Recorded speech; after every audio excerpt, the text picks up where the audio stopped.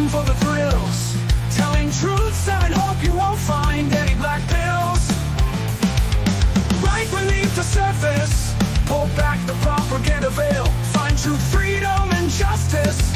It's red, right, and real.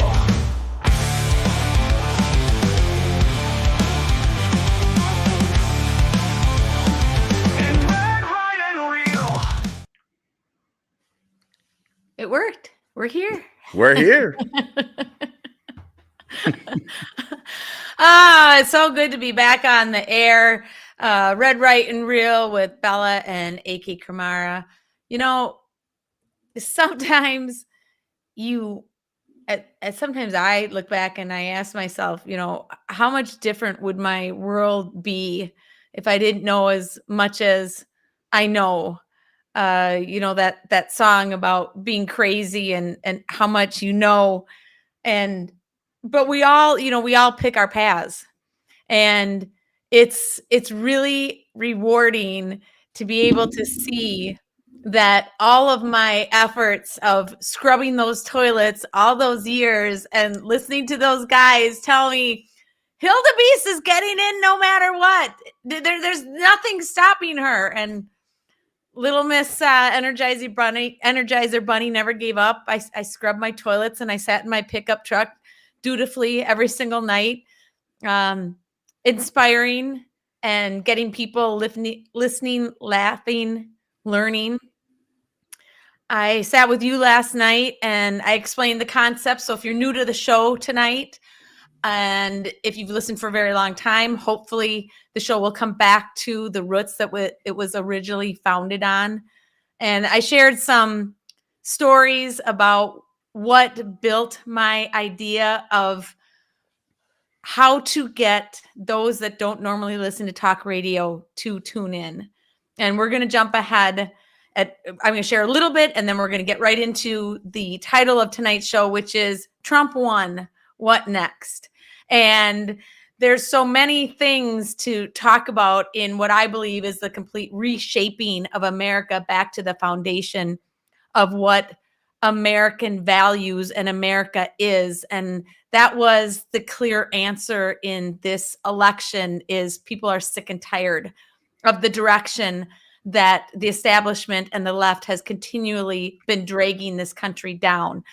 But I do want to get to, so that in case you're tuning in tonight and maybe you're not understanding why I'm laughing and joking and telling some different, whether it be oil field stories or just humor and all, I want to give this clear analogy of how I decide to define the show. I was listening to Dennis Miller, the comedian, a very long time ago, way before I was even a political activist. And I love Dennis's humor. He was very fast, very witty. Many said he was sometimes hard to keep up with. I loved him. I believed in him. And then all of a sudden he had a guest that came on and talked about Islamification and Sharia law. And that if we didn't learn the lessons, that we would be battling it here in this country. And it stuck with me for a very long time, because at the time of 9/11, when I made some comments to my dad about facing an enemy and a terrorist that we'd never faced before, I didn't know anything about terrorism. I really didn't even know what I was talking about. I think, I don't know, maybe I have a capability of speaking in tongues or something. But a lot of the things that I have said have been very predniscent about what is happening and what's going to come to fruition. And I did go on a very popular talk radio show in 2009 for the very first time and just suggested that we get somebody like Donald J. Trump for president. The basic reason that I brought it up back then was simple. I've always been an outside sales girl. I've always been held accountable for everything I've ever done. And it was, at the end of the day, what did you do? What did you sell? How much? What are you going to do tomorrow? And it just absolutely sent me through the ceiling. Two things. People didn't believe that their vote counted. And everybody that went into office simply campaigned on something and went in and didn't stand and deliver what they campaigned on. So I had no idea that it was going to build the base of this show. I was simply calling in as a concerned citizen, trying to explain some points and views. But what happened that day on the radio was magical. And I couldn't get away from the feeling of tuning in and hearing me, because it was pre-recorded, It's taped earlier, excuse me. It's taped earlier. And so being able to hear myself, and it just planted the seed. And that's why I wanted to get out and get involved and get one person listening, one more person listening, one more person listening, learning, and engaging. And that's what this movement that started a long time, that has literally rocked this world to the level of Trump derangement syndrome, that and you know why? AK, you know, you shared that you were never really a Trump supporter. I was behind him, even though it was an idea in 2009 when he came down that escalator. I was working the oil field in Norman, Oklahoma, as the collapse was becoming in the oil field. I do have a funny oil field story about how I nearly died from the grill of death from fumes of ungalvanized steel. AK, don't let me end the show without telling that story, how I I nearly won't. of I won't. impetigo. I was dying of impetigo because of the ungalvanized. Anyways, so Trump comes down the escalator and I'm jumping up and down. I'm in my apartment in Norman, Oklahoma, and just ecstatic that my boy has finally decided to jump into the fight. And, as we watch the progress, what I really do believe was that Trump came into office trusting and not fully understanding just how big the establishment really was. And then what happened when, I'm going to say it, the election was stolen in 2020. And then you can't have such a successful economy, respect in foreign countries. Rocket Man had been silenced, Putin, everybody. And then all of a sudden you juxtapose to the most epic failure of a president. And then unfortunately, the mental decline that they couldn't hide. And I really do believe that they thought that they could do what they did in 2020 all over again, that they could just keep them in the basement. However, if anybody has ever taken care of somebody with dementia or Alzheimer's, it is a very sad disease that can have a rapid onset that is unpredicted. Now, what else happened, AK? 2020, the economy wasn't nearly as inflated and obnoxiously impossible for us to afford to live. And even if you were a staunch Biden believer, you couldn't look to him anymore as a leader. He was falling downstairs. He was wandering off. He was talking to people that weren't alive anymore. He just simply was in a complete decline. Meanwhile, Trump is still marching around and doing rallies. And we hadn't given up on Trump. So this election sent a clear message that we are tired of the transgender, the far progressive left agenda that has been in our face. The inability to hear us when they stood there on stage and told us that the economy was fine, the border was closed. They weren't listening and they aren't listening. And I am going to make a prediction that in 2028, they will not have a chance of getting back in, because unless they have a Trump-like individual that comes in and shakes up their party, they're not learning their lessons, and the American people are turning away from them. And the more that they want to yell, scream, cut off their hair, save their birth control pills, shave body parts, and not have sex. I mean, these are all reasonable things that you do when your man loses. I like your analysis, Bella. For those of you that are tuning in, this is technically episode 7. So I want to make sure that everyone hits the like button, right? If you're watching this on Facebook or on YouTube, we eventually are going to be streaming on multiple platforms, still trying to get some of the technology figured out, but we have been able to get a fast enough computer, myself mostly, that can handle the processing speed compared to the first 6 episodes. But also just make sure that you guys are sharing this video, because we want to try and grow it as much as possible. So if you're watching on Facebook, make sure to go our Facebook page, which is Red, Right, and Real with Bella and AK. We have a page, and you can follow the page there. And then if you're watching on YouTube, you can go to youtube.com/@Red, Right, and Real, and you can subscribe to us there. Like I said, eventually we're going to get on other platforms, so make sure that you guys do that as you're watching right now. And we're going to be taking comments. So any comments that you leave, we're going to eventually go through them throughout the stream. This is really going to be like a conversation. The idea behind this podcast is I come from a more, if you want to say, traditional establishment route of politics. I've been involved in the Republican Party as a party official on various levels since 2006. Right now, I am the national committee man for the state of Minnesota, which means that I am part of the RNC. There's 168 members across the entire country. I'm in that body. However, I still believe in the grassroots. Whereas Bella, she comes from a completely non-traditional route. She has political opinions. She's been involved in certain ways, shape, and form, but she's not a party official. She's never been a party official. I doubt she ever wants to be a party official.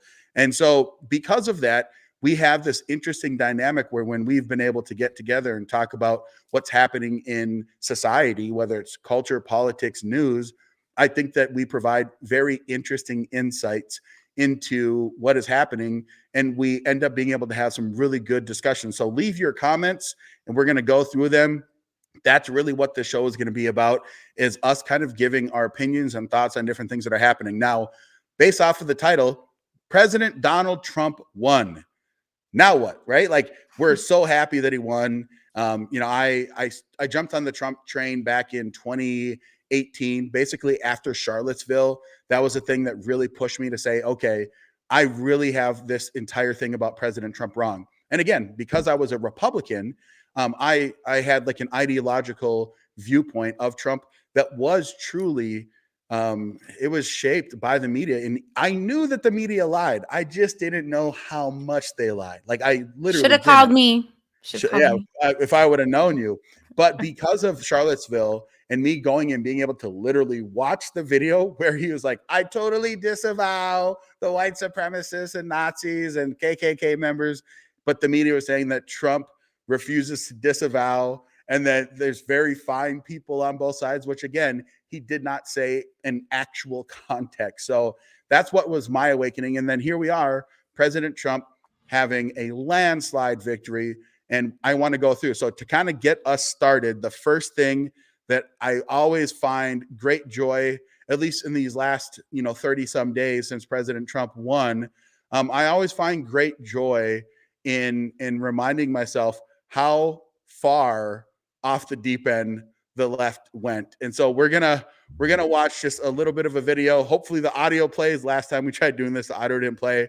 But this is just a little video to remind everyone of the historical, fantastic victory of President Donald J. Trump's second term, the 47th president of these United States. NBC News can now project that Donald Trump has won the state of Wisconsin, which means he is the winner of this race and will return to the White House as this country's 47th president. Former President Donald Trump will be our next president. Donald Trump will become the 47th president of the United States. CNN projects that Donald Trump has been elected president, defeating Vice President Kamala Harris and making a political comeback unlike any in modern American politics.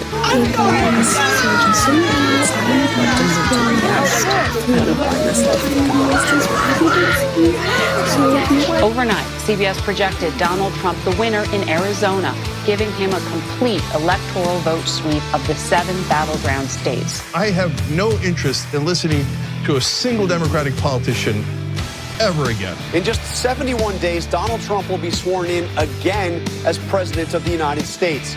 His comeback victory unlike anything we have ever seen in American history. The bottom line is, no matter where you looked on the map, Kate Baldwin, no matter where you looked, Donald Trump was improving on where he did 4 years ago. Just take a look at the final results. With Arizona now projected for Trump, he locks in a sweeping victory in every single battleground state. He looks like he's going to be the first Republican to win the popular vote since George W. Bush. He literally goes all the way back through history and breaks history. I think the more relevant question actually is what is wrong with America? You okay? I think I'm okay. Tell me what you're thinking. Well, I'm so proud. We were prepared for all scenarios. In each one of those scenarios, it was, how is Donald Trump going to finagle his way back into the Oval Office? And it turned out he used our electoral system as it is designed. And in that moment, I thought, I was wrong. We'll continue to be wrong. Glorious, wasn't it? Glorious. So I actually, I wanted to ask you what happened on election night for you. For me, I was at the Republican Party headquarters election at the Radisson Blu. I was doing some radio with John Justice. Liz Collin jumped on. Hank Long from Alpha News jumped on. Robbie Rosenhaus was on as well. So we did election analysis while results are coming in. And then I jumped on AM 1280 The Patriot for a while with Jack Tomczak, Mitch Berg, and Carlson, and did a little bit of, again, just like viewing what's happening. What do we think is going to happen? And then as the news started to come in and I was looking online, I saw that Elon Musk was like, it's game over. I'm like, well, if Elon knows that guy has so much access to data, then we're good. So then I was good. I was just waiting for the official pronouncement. So that's what it was like for me. What was it like for you, Bella? And how do you feel watching that video of seeing how shocked and, gobsmacked all of the left was and all the media apparatus was when President Trump was announced? Sure. Can you clear that screen on the side? Yeah, I can Okay. end it if you want me to. Well, let me jump back a little bit.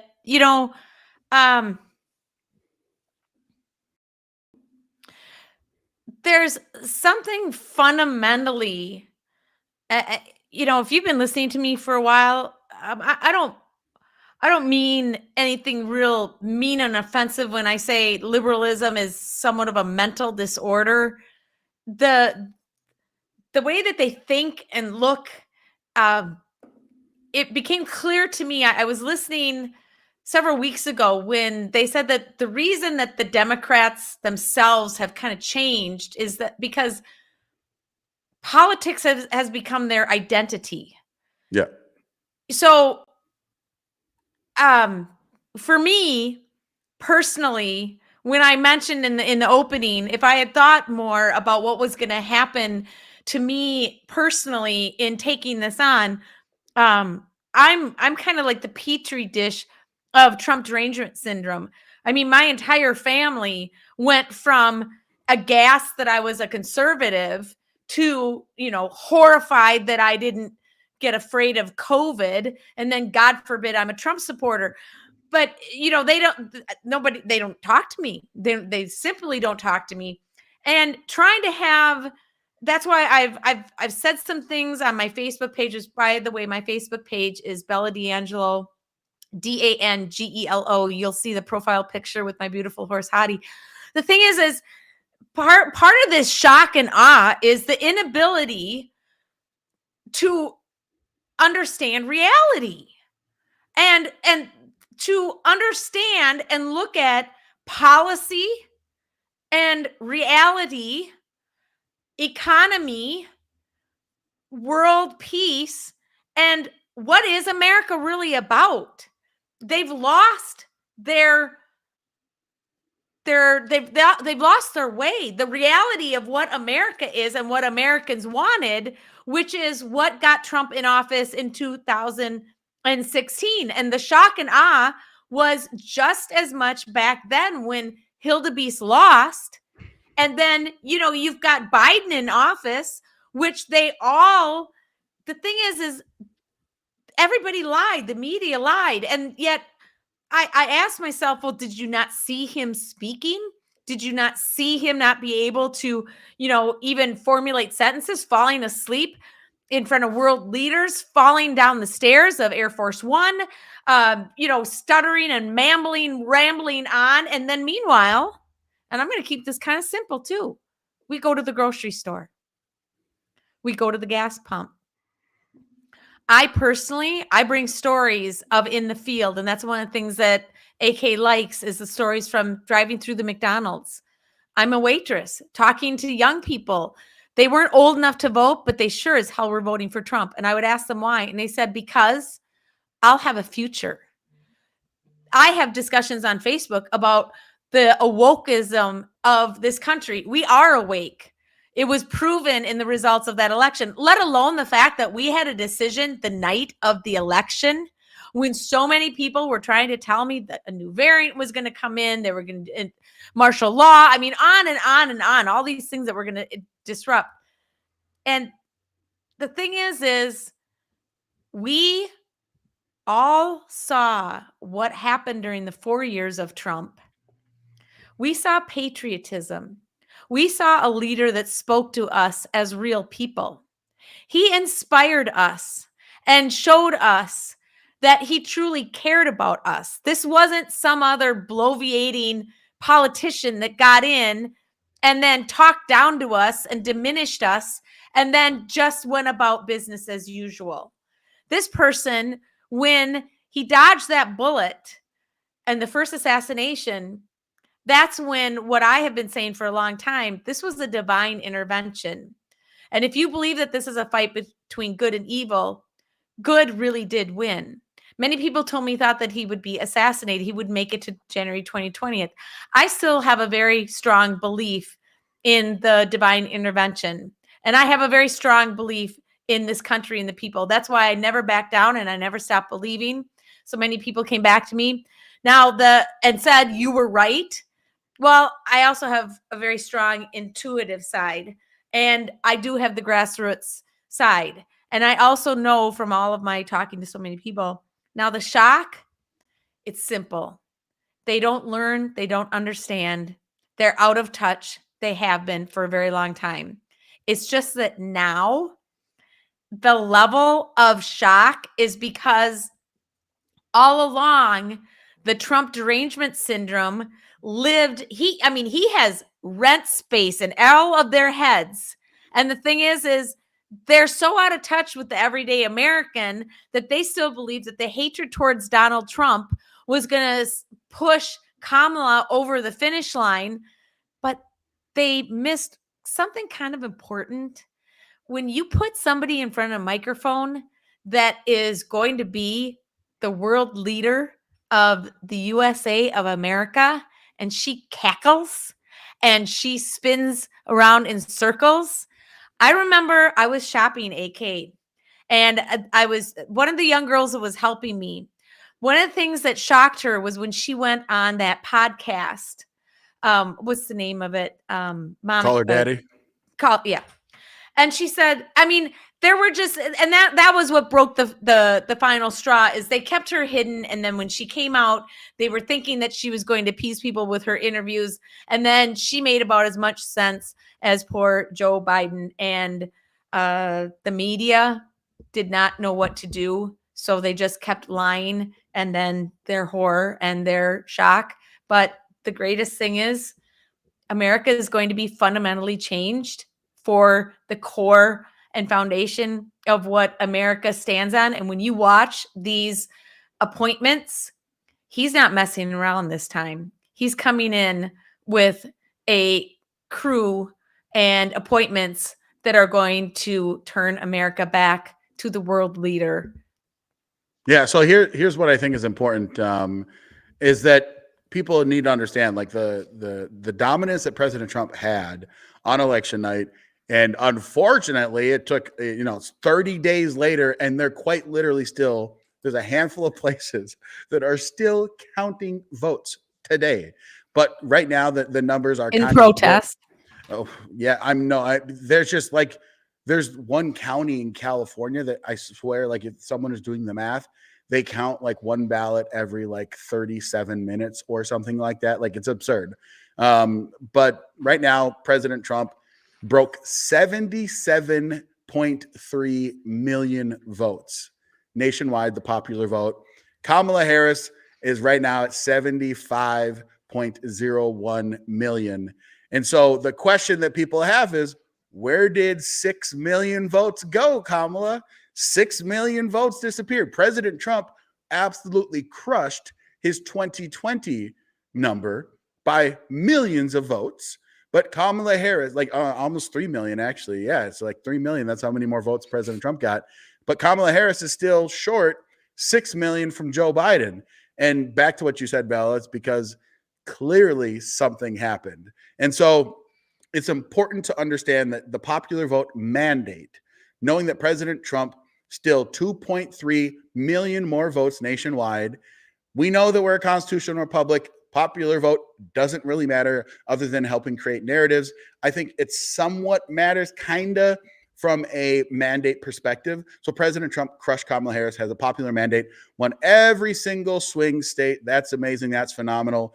Ended up with 312 electoral college votes, which is all that really matters when it comes down to it, because we are a constitutional republic that believes having an electoral college is needed in order to not have tyranny of the majority, that smaller voices still get a voice. And so that's phenomenal. But you had already mentioned, Bella, okay, President Trump has won. It's great to give this analysis about why he won. But now we have to get to doing the work. And what is the work? Well, first and foremost, President Trump has to get a bunch of people in his cabinet to help him actually go out and do the work. And so taking a look at the list of who Trump has kind of already announced, I'm kind of curious for you, who are you most excited about? What do you hope to see from them? And if you don't necessarily have like a specific deal, we can kind of look over a handful of different folks. We can kind of go through the list and tell me your level of excitement and what you hope to see happen. But for me, I'll start. One of the things that I'm most excited about is Secretary of Defense Pete Hegseth. I think that him, being from Minnesota, it's just kind of like a homer. I'm a homer, right? So I always root for the home team for sports, right? But when it comes to Pete Hegseth, I think, him being from Forest Lake, where I live right now, I'm broadcasting from Forest Lake. That's awesome. But based off of the substance of what Pete feels about how our Pentagon and our armed services should operate is in line. He's a warrior. He's been to war, but he does not believe in forever wars. And that has had the establishment in DC. When I say establishment, I'm saying those that are currently empowering the bureaucracy, the uniparty, the deep state, they have him absolutely shook. So they've come out and tried to smear him. But President Trump has stood strong next to him. Even just earlier today, Iowa Senator Joni Ernst announced that she would be voting for him. She was kind of one of the last holdouts. It was like him and Han. So I'm just kind of curious for you. What do you think about what these cabinets are looking like for you? I don't know if you can fix the screen. Somehow I just enlarged. No, that's all right. Yeah, we'll get it fixed. We'll get it fixed. Here's the thing is, oh, thanks. I mean, there isn't, I put those list I'll put it back up. Okay. Maybe. Each day when I get home from work and the grouchy old white man, Wilson, you'll hear me talk about the grouchy old white man. He's been my friend for a long time. You met him last night for the first time. He's a very good friend of mine, and I like to poke fun at him. But he eats, sleeps, and breathes Fox News. And here's the thing: like I said, I mean, he's coming out with the NA team. Can you put it back to where you could see all of them? Or yeah, there you go. Okay. Yeah, you tell me what to do, Bella, and I'll make it happen. If you're like zooming on this person's face, I got you. I mean, this is an A team. This is not one of the biggest mistakes that Trump made was he came in and he did not flush a lot of the Obama holdovers. And he's coming in a cast of crews that know exactly what the hell they're going to do, and they're not taking this lightly. I don't think I could scroll down. Can I? No, I'm in control, Bella. You control nothing. I mean, including Robert F. Kennedy. That was one of the most brilliant things later on in the campaign when Robert joined forces with Trump, and then they battled to try and get him off those last couple of states for the ticket. Robert F. Kennedy Jr. really knows a lot and brings a lot to the health. And I got to admit, I've been educated myself. A lot of the things I used to think that was kind of conspiratorial, the things going in our food. But then again, I eat pretty healthy anyways. But there's just a lot of common sense battle, warriors coming into this team. I mean, look at this. We've got Marco Rubio, Pam Bondi, Pete Hegseth, Kristi Noem, Homeland Security. If some of you guys, you're listening, you don't know this. Lori Chavez, DeReamer for Labor Department, John Ratcliffe, the CIA. I mean, the CIA, FBI, all have to be completely just gutted and redone. DNI, Tulsi Gabbard, Medicare. I'm not sure that I'm all that big of a fan of Oz, Dr. Oz. Yeah, he's an interesting. But listen, I just want to interject that I agree that having one of the big downfalls from Trump's first administration was that, and he admitted this on the Rogan podcast, which by the way was an amazing podcast. Because Joe Rogan was able to like push back and it wasn't adversarial from like a negative standpoint. And Trump just said, like, listen, I never done this thing before. And I kind of trusted that people around me would want me to do good. So I kind of took their advice.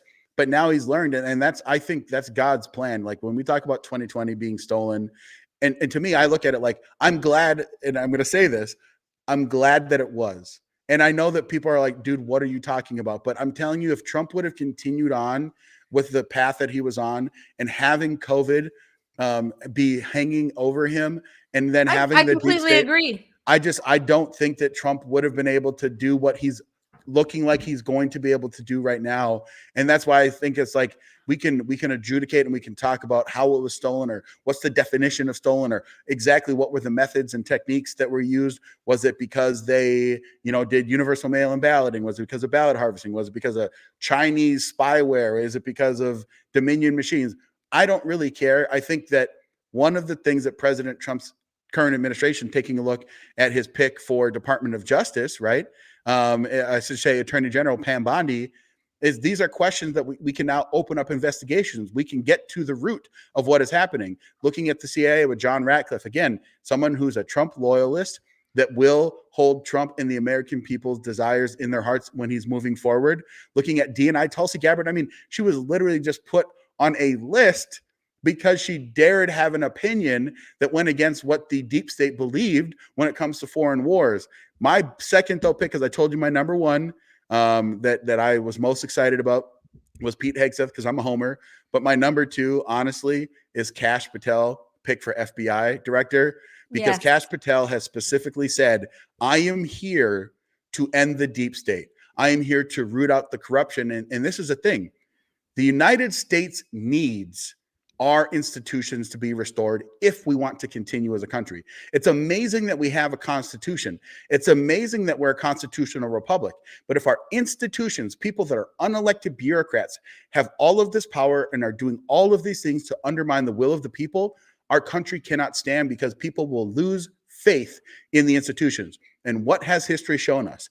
When people lose faith in the institutions of their government, they start doing terrible, awful things. It becomes very nihilistic, destructive. People go back into their tribal kind of belief systems. And then people are just like doing whatever they want. And it's chaos. And that's not what we want at all. So that's kind of the way I look at it. Is there anyone that really stands out for you, Bella, that you're like, oh, I'm so happy about this? Or are you just like, in general, you're just like, I think they're going to be good, Well, like I said, the FBI, we have a question here. What are your words about the FBI, which they did today? What am I missing about what the FBI did today? Before you answer that, I want to give a shout out to so Steve Bartness, who I endearingly nicknamed him Hot Rod. Can't divulge the reason why I gave him the name Hot Rod. Don't spit your pop out either, AK. Oh, I won't. I'm iron drinker. Nothing can shock me. You've been around me now a couple of times. Steve's comment was the first time around Trump was, alongside most of America, was naive to the level of corruption politics. I can say yes, that I don't think that I was ever naive to it. I've had several conversations with you, AK. I believe that the swamp is, let me put it this way. I remember when Dave Bratt ran for Senate out in Pennsylvania. That would have been back somewhere around maybe 14 because I was still out in the oil field. And he said that, 99.9% of Washington was all part of the swamp. And I fully believe that that's why the battle was so big. And if you want to cast the net even bigger, because I had this discussion about COVID was a globally planned, there was a virus, but it was globally planned. And it was to ultimately affect the 2020 election. They didn't have COVID in this election. And I don't know why people still even talk about COVID anymore. But here's the thing.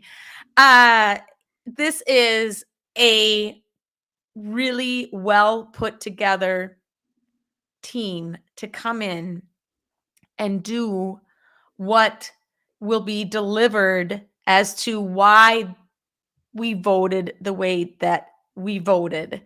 Americans are not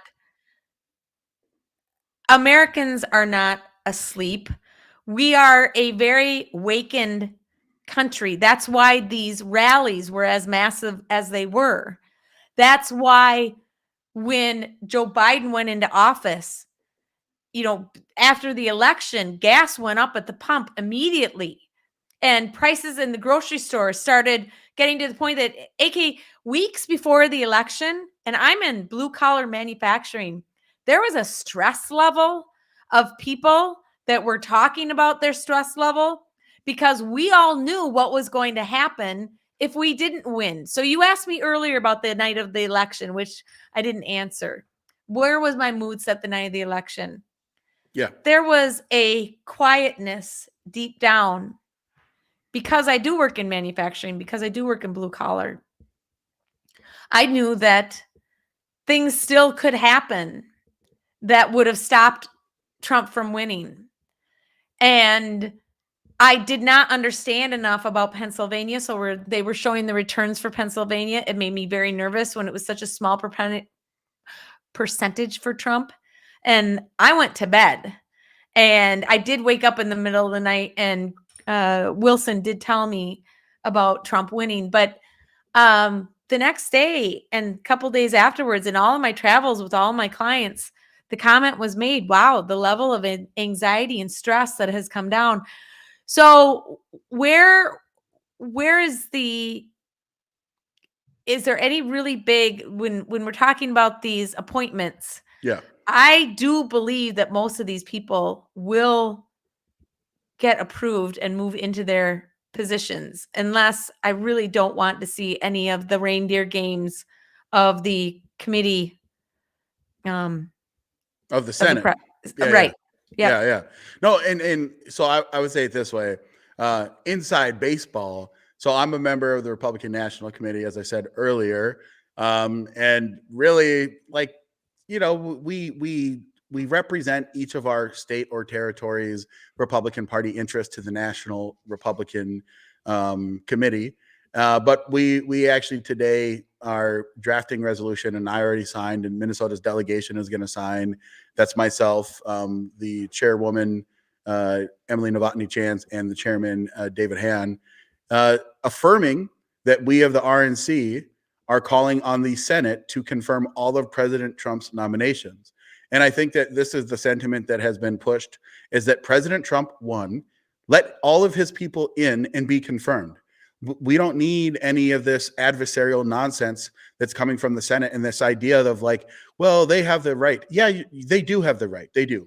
But President Trump came in with a popular mandate, and there is no time to waste with delaying the inevitable. Like right now, there's the jockeying period. If you're online, if you're on X, you're seeing photos that all of these different nominees are posting of visiting these different senators and all that different stuff. But it's let's just not play the games. Let's get this cabinet into play. If you want some historical kind of background, when Joe Biden was elected, you want to know how many senators, Democrat senators, opposed any of his cabinet picks? Zero. So it's not like this never happens. It's this typically the party that is in power, if that president wins, then all the people get in. And that's the way that it goes. So that's how I feel about that. I did want to just remind people that President Trump, when he ran, if you look on the screen, this is President Trump's 20 issues. And this is what I loved about President Trump's campaign this time around. It was just so easy to digest. You would just go to agenda47.com or go to donaldjtrump.com platform. And these are the issues that President Trump said he's going to handle in his administration. Seal the border, stop the migrant invasion. That's very easy. I think that was probably one of the number one or number two issue in the country. Second was being how could it I want to jump in here. How could it not? Yeah. I mean, these poor women and children that lost their lives. And I said it when these stories were coming forward, Lake and Riley and all of them, and front and center in the news. And then you turn to the Democrats and Kamala, the border's closed.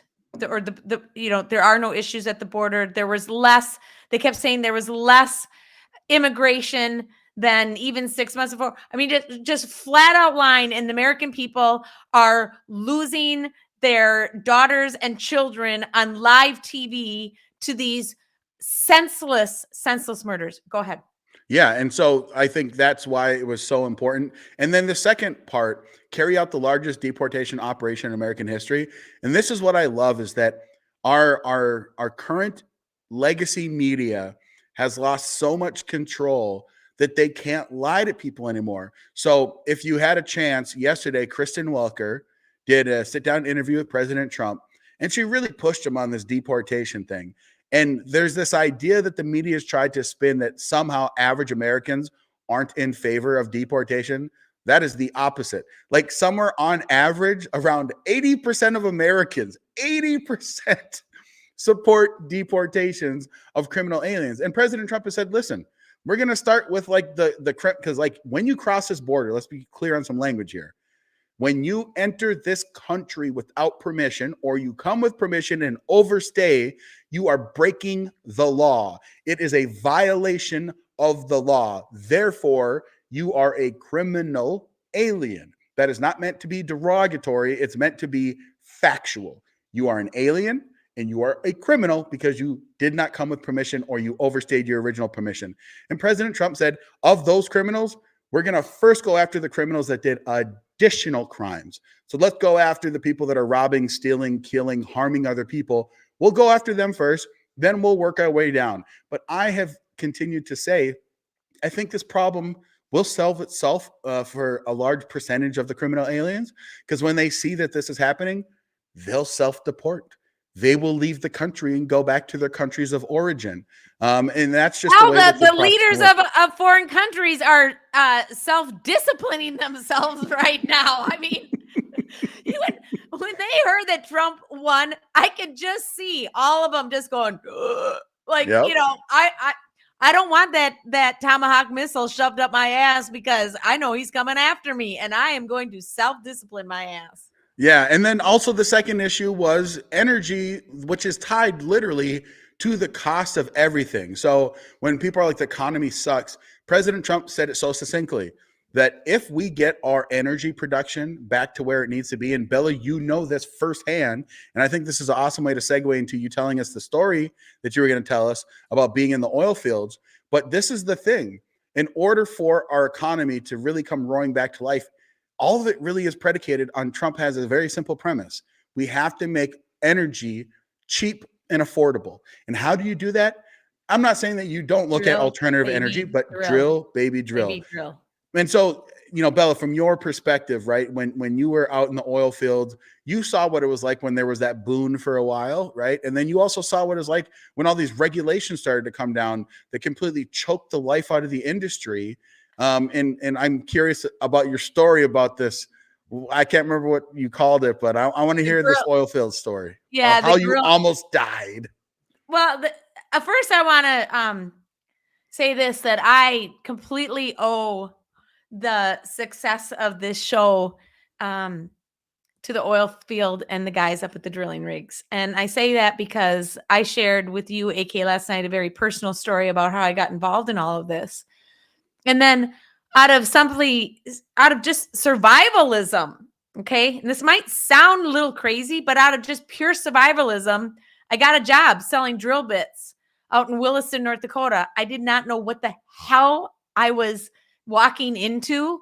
And sometimes it's better to not know, because I would have missed out on the absolute best time of my life ever. And I left Minnesota without any validation, everybody telling me I was a radical, I was extreme, I didn't know what I was talking about. Hell, I'm told that now, but that's by my left-wing liberal bat crazy relatives. And if they're tuning in again, please tune me off, because it only sends your blood pressure through the effing ceiling, okay? Because I make a lot of sense. You just don't want to hear it. So I go out to these drilling rigs and I walk in, and I'm so used to screaming about Obama and what did he do to us, that all of a sudden their fridge is opening up. They're handing me Diet Cokes and treats, and that's what validated my belief. And they really built my confidence, because they said, you know what the hell you're talking about. And that I found my calling, my people. Unfortunately, crude took the digger that it did, and I did have to come back to Minnesota Special. One of my favorite things in the oil field came about out of, again, kind of just survivalism. So once my business I got hired selling drill bits, and then Chad Simonson, who worked for a company, he asked me if I would start cleaning shacks, which I did. And then once I got into it, I had so much work I couldn't leave on the very first holiday. And for Thanksgiving, I offered to help cook. And the guys realized that I knew how to cook. Well, then I really had a lot of fun doing catering. And if you go to my page, you'll see there's a picture where there's like 20 some ribeyes that I had on the grill. And the last time I went out and grilled was back in 2022. But anyways, Hot Rod, one day when we had, and we're going to have him on, when Clive Bundy's ranch was under siege, and I had the honor of having Clive Bundy on the show for the very first time, I went to Hot Rod's rig, and he helped me prepare for that interview, asking him a lot of questions about, the federal government going after him. Well, anyways, it was sometime either before or after that I had brought ribeyes up to Steve's rig, and I'm grilling them on this. It's an old water trough from a farm. And I don't know this, because I'm, as one of the company man said, I will not die from blunt force trauma to the head. And so when one of the guys, you're supposed to laugh just a little bit. I didn't get the joke. You're not going to die from blunt force trauma to the head? Oh, because your brain doesn't work well? God. Did I get that? Am I not going to die from blunt force trauma to the head either? We're going to do some tutorial on the side. Anyway, so I'm grilling these ribeyes away, and somebody says to me, oh my God, I hope you're not going to get impetigo from the fumes from the galvanized steel that you're grilling from this thing. So anyways, the alarmist in me goes running into the command center, and I'm asking to Google search the symptoms of impetigo. And where I'm going with all this it was one big effort by all of us to create stories and funny stories. I told you the one about where I emailed like thousands and thousands of people about some possible interesting side activities. I'll just leave it at that without people really going off the reservation going, what is this woman talking about? That was the best damn place in the world I've ever been. And hopefully as you get to know me and the show and AK, I can bring some of these more really colorful stories, and also be able to bring a better understanding. I remember in the height of the boom, there were videos going around of water, faucet water in the faucet coming out of faucets in North Dakota, and fire was coming because of the fracking and what led me to actually do multiple shows explaining the drilling process and the heavy regulations and the safety and the fact that we drill cleaner, better than any other country in the world. And so this is a huge opportunity for America to become energy independent because of Trump. So I didn't hear how you almost died. How'd you almost die? From the fumes of the ungalvanized grill, which was not. So you literally got whatever, how you ever say it, impetigo? No, it just got the guys an opportunity for me to tell the damn story on the podcast, and then for all them to laugh and say, silly little Bella who can't die from blunt press trauma. This is too multi-layered for me. All right, I need some simpler poop fart jokes. That's Hot Rod. Hot Rod, where are you when I need you, buddy? Yeah. So a couple of things here. Yeah, Andy Tironi, he says, I don't get it either. I must be just as dumb. Yeah, brother, we're dumb, man. It's just Bella has this higher level of oil field, logic in comedy. I did want to point out a couple of things too. A couple of comments from Rick Bentley. So earlier today, thank God, a jury in New York came back and acquitted Daniel Penny of all charges in what I believe was one of the biggest miscarriages of justice. I know we're completely switching change real quick, and we're jumping over to a topical news story from President Trump and what goes forward. But I think it's important because there's some things that were said during, after this announcement was made, that they found that Daniel Penny isn't guilty, but he should have never been charged, right? The district attorney, I believe, Alvin Bragg, only charged him because he was a white man, and the person that he put a chokehold on, who ended up dying, this Neely character, was deranged. He was threatening to kill people on the subway, and most importantly, he was assisted by two other riders who were also not white. So he should have never been charged. But Alvin Bragg wanted to charge. And what happened last week, at the end of last week, I believe it was Friday, the jury was deadlocked. They couldn't come up with an agreement one way or another. And so the prosecution decided to drop the more serious charge of second-degree manslaughter. And then the judge sent the jury home, came back today, this morning, and boom, acquitted everything. So the question that Rick was throwing out there is, the comments are in kind of relation to that, asking like, what are the cops going to do to stop BLM from going out and burning things down? And here's what it comes down to, is that until Trump is actually in office, this nonsense will happen if BLM decides to go out there and burn stuff down. When you kind of look at the story here, I think Alpha News does go into some of the different threats that were made. No, they don't. Not in this article. I was reading a different article, but basically, Black Lives Matter New York came out and they had a press conference, and they made like veiled threats, saying like, if a white man can choke out a black man, then white men better look out because black men are going to go choke them out or something like that, which is absurd. And again, Jordan Neely, I should say, was acting like a deranged psychopath. He has a criminal past. He like kidnapped like a child at one point. He stabbed a woman. Like, this guy is not a good guy. And the way that the media tried to portray him, Jordan Neely, as like a street performer, and they had no videos. Different than George Floyd. Exactly. They completely reimagined who Jordan Neely was and what the exact circumstance was. So in allusion to that from Rick Bentley, I think that you're not going to really see a change until President Trump's administration begins, which I wish it could begin today, but constitutionally, he is not going to be able to be first.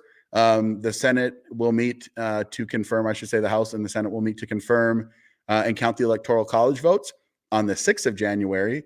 And then on the 20th, President Trump will be sworn in, which I will be there at inauguration as a member of the RNC. And you're taking me with in your pocket. In my pocket, in my luggage. But yeah, honestly, people that are watching the stream, if you want to go, you can reach out to your congressional office. We have 8 congressmen/women in the state of Minnesota.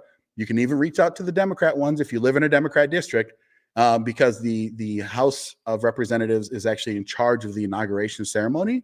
they'll give you tickets. So if you want to fly out there, hotel prices are absurd. You'll at least be able to attend the inauguration event.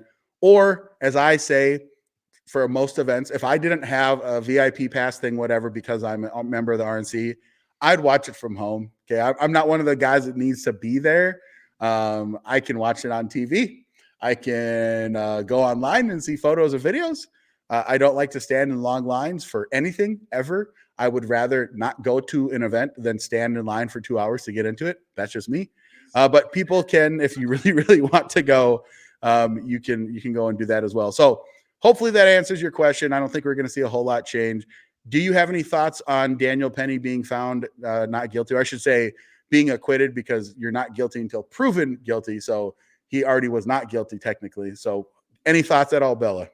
I disagree with I agree with everything that you just said. And look at me. You agree with me.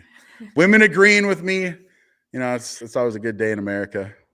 Hey, I am not that chick that guys scream about when the woman agrees to like stop, halt, and play dead or whatever. You know what I'm saying? Stop, drop, and roll. Stop, drop, and roll. I thought that's when you're on fire.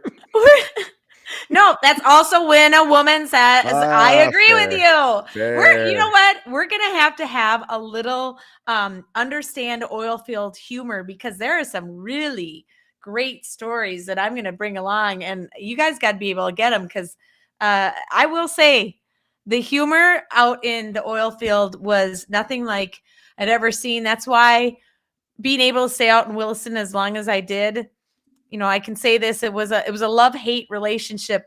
I hated a lot of the things that I saw as part of the boom, but also the love and the friendship that still reigns through today. I've been gone from the oil field 9.5 years, painfully, back here in Minna-Stupid. And I got asked actually a couple of weeks ago, you know, if they start drilling again, will my crew be out there? And so many of them retired, moved on. But I still talk to a lot of them and consider them some of my best friends, like Steve Bartness and Eric Olson. I was actually going to wear my H2S indicator. You know what that is, right, AK? H2S. Nope. Come on, you're a North Dakota guy. Yeah, but we didn't have oil happening when I was there. I was there, you know, I left in 2002 when I was a man. H2S indicator is what saves you when H2S is the deadly gas that's emitted part of the drilling process. And the flag that is up at the drilling rig will show the level of danger that day, depending on the color and the direction of the wind. And so you have an H2S indicator, and I used to always walk around with one strapped right here along with my Carhartt jacket and my pink and white. AK does not know what I'm talking about, but no idea. And I also want to say, and I'm going to leave that one alone. I also want to say thank you to Melissa Roberts, another woman who has agreed with me and says, you're too easy to agree with. So I'm sure that my wife either is watching this live or she watch it back. So there you go, Shmoopy. Many women agree with me. So you should learn, take some notes. Just kidding. I don't want to sleep on the couch. I did also want everyone to know just kind of like what Bella and I hope to accomplish. Like, we're talking about our vision of what we want. Because our technology is working better, it's more smooth. We're able to transition, play videos, everything like that. We really do want to try and have this conversation more than once a week. It would be nice to have it maybe a couple or 3 times. And so what I wanted to do is just kind of let people know that one of the ways to make that happen is we have set up a Patreon account. So if you like at least what we're trying to accomplish, even if it's not exactly to where you want to have it, where we even want to have it, consider becoming a subscriber to our Patreon. It's patreon.com/red, right, and real. We have a couple of different membership levels, just starting it very easy, $5 a month, $10 a month, $20 a month. And the question is, well, what does that do? Well, Belle and I want to be able to actually have an in-studio podcast. Belle and I are dynamic when we're in person. It is so much better than when you're on Zoom. I fundamentally believe that. And also being able to, at times, have guests. This show really is going to be about Bella and I breaking down our thoughts and opinions based off of what is happening in the world in news, and what's happening, not just politics all the time, but news, culture, whatever it might be. And we think that we can do that better in person. So that's what we're going to try and do for Patreon subscribers. We are going to potentially do some additional video content for you, like maybe when we're kind of going through and game planning what we're going to talk about. It just could be other things like that. So if you're at all interested, again, go to patreon.com/red, right, and real, and you can become a Patreon subscriber there. And again, make sure that you share this video. We're going to be on basically all the podcast platforms where podcasts are available. So Spotify, Apple, there's a Podbean, Anchor, things like that. So iHeart, we're going to be putting these podcast episodes up there. So again, listen, make sure to share it. And then of course, follow us again on our different socials. Bella Dangelo has her own podcast, her own, I should say, fan page. I have my fan page, AK Kamara. What matters most to us, though, in this context, is to follow the Red, Right, and Real fan page, because that's where you're going to be. That's where we're going to stream on Facebook. And then also, again, go on YouTube, youtube.com/@Red, Right, and Real. Subscribe there and make sure to do that. So just those little notes. Bella, is there anything that you want to kind of talk about a little bit more? Like we're loose with time. I don't have to actually jump and go to work until like 9 o'clock tonight. So Hot Rod chimed in and he says, I heard she was burning charcoal in a galvanized tank. When you burn a galvanized coating, it creates a poisonous gas. Not lethal in the amounts used here, but still funny. So there was a basis behind it. Sure, that's how you almost died. Well, see, and so I was talking about it with Hot Rod the other day, and he asked if I'd ever told the story on the show, and I didn't really think that I had. And but I wish, AK, we could have access to the old Blog Talk Radio with some of those old shows, because literally, like I was. Oh, and when you say in studio, I mean, I literally carried this show. I would be driving. I can share this one story. I used to actually drive while doing the podcast. That's not very safe. I did it. And I was delivering. I was a hotshot driver. There was a truck only hotshot driver. And actually, I'd gotten to a gas station and the charger in my vehicle wasn't actually working. And without skipping a beat, I went inside the gas station and there was a state trooper and he had his phone plugged in as he was sitting there having coffee. And he was kind enough. I just basically walked up to him and said, I got to use your charger so I can keep doing my podcast. Keep talking about, I don't want to run on just kind of random thoughts, because we've had a really good show tonight and I don't want to lose speed or momentum. I just want to share this, that one person can make a difference. And if I ever thought that I would have gotten to the level of 90-some thousand listeners, not all at one time, but a cumulative amount. And AK, you came back to me when we first started getting to know each other, and you were surprised at the level of listenership and followers. You were surprised at the number of guests and people that I had on the show throughout the years. I got a deadpan stare from you right now. You're kind of reminding me of Walter Hudson right now. Listen, do that. The subtle, low key humble bragging that you're doing right now is making me want to laugh, because you're like, hey, I used to be the shit. I used to get all these badass people. Yeah, 100% Bella. Like if you look back through her old podcasts, like some of the top level people, and like I'm standing, like honestly, like I'm not even saying this with a joke. Like Bella has had some of the biggest people at the time when she was doing her podcast, on her podcast. And the reason that was shocking to me, because I'd never really heard of her. Like I'd heard of Bella Dangelo, like just in passing, but I didn't watch or listen or anything like that. And I was like, wow. Like I was looking back through your previous episodes. You've had a bunch of huge guests on the show. So I'm just sitting here giving you a deadpan because you're just like low key humble bragging. Well, here's the thing. When we're talking about where we want this thing to be, back in the day, I thought this was the only thing that I was going to be doing. I eat, slept, and breathed doing this. And then one of the hardest things was being able to get some of these people like Mike Lindell, being vetted to be out at the Trump rallies in 2020, standing in the press box, and then seeing that at that time, the viewership had really dropped because I wasn't in the oil field and so many different things. And I'm just saying that I am one person that can prove one person can make a difference. You just can't ever give up. So when you see my posts and I'll say things like fight, fight, fight, one person can make a difference. I started out happy that one person was listening to me. I used a Post-it note to send people to my website to build the listenership. And if anything, I just am glad that I'm still here, part of the fight. I'm glad to have met you, AK, and that you want to do this and build this, because the difference that we bring is I'm not someone that is going to challenge, scream, argue, dismiss, belittle you. If you're coming on from the left, the middle, or you're on the right, everybody has the right to their opinion, and everybody needs to be heard.